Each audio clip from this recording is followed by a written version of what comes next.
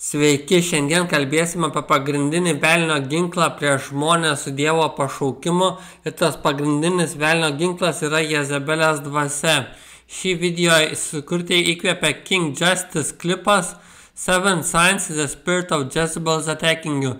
Labai geras klipas ir man kas įstrigo jame, tai kad visi 7 ženklai, kuriuos išvardijo, atitiko mano gyvenimą. Tas buvo labai didelis sutapimas ir manau tikrai verta pastudijuoti, kokie ženklai, kad Jezebelės dvasia atakuoja ir jūs.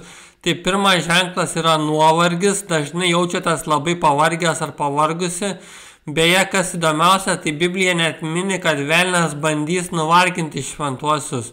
Daniel 7:25 rašo, jis kalbės prieš aukščiausiąjį ir jis išvargins šventuosius, aukščiausiojo šventuosius.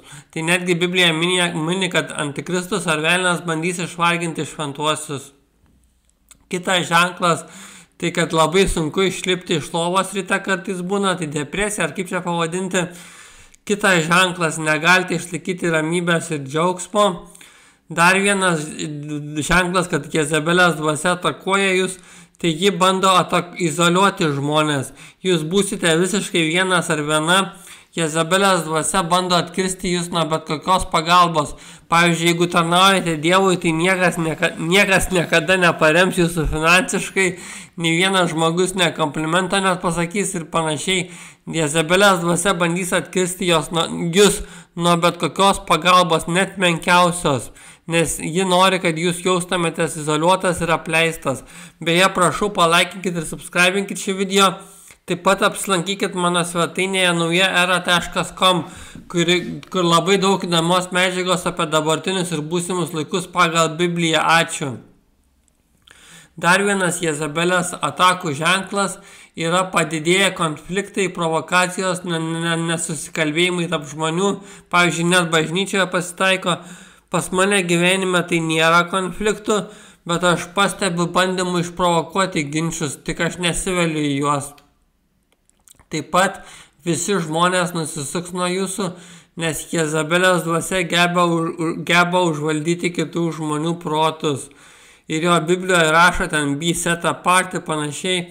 Tai man žodžiai tikrai busite atskirti ir išsiskirsit.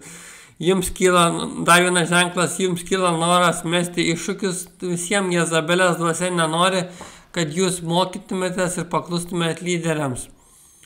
Nors šiandien nežinau, kiek tas geras ženklas.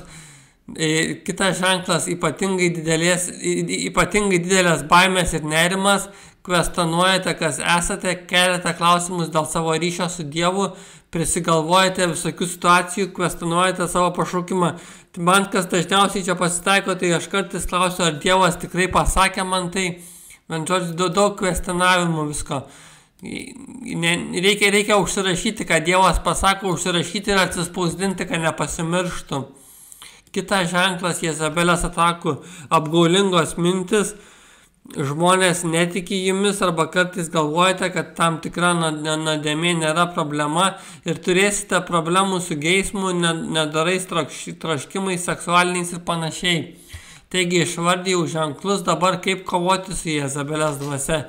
Tai reikia skaityti Dievo žodį, Bibliją, nors aš kartais pasukčiauju biškį ir paklausau daugiau, nes man skaityti kartais labai sunku. Galima ir klausyti. Ir čia vėl mano svetainėje naujaera.com yra labai patogi nuoroda, ypač jeigu kompiuteriu naudojatės iš main menu audio Bibliją, kur galima klausyti audio Bibliją. Taip pat reikia melstis, reikia prašyti Dievo išminties, kad identifikuotumėt, kada Jezebelės dvasia atakuoja jūs. Priešinkitės Jezebelės dvasiai su Dievo tiesa ir žodžiu. Nustatykite ribas aplinkiniam, jeigu pastebite, kad kažkas iš jūsų aplinkinių jau veikiamas tos dvasios, nutraukite ryšius su visais toksiškais žmonėm. Ir nesuteikite antrų šansų tiem deceptikonam. Stipriai laikykitės, ką Dievas jums sakė apie jūs ir jūsų pasišaukimą. Nebijokite savimi, kaip jau sakiau, atsispausdinkite, ką pasako Dievas ir atsispausdinkite, kad nepasimirštų.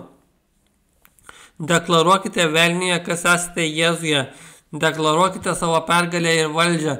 Nors čia toks bendras posakis, man pačiam sunku tokių dalykų laikytis, čia tai bendrai, jūs galite pralenkti mane. Taigi ačiū, kad klausėte, kaip visada prašau palaikinti ir subscribinti ir kaip jau sakiau daug kartų, prašau apsilankykit mano svetainėje naujaera.com. Ačiū, kad klausėte, dėkui, iki.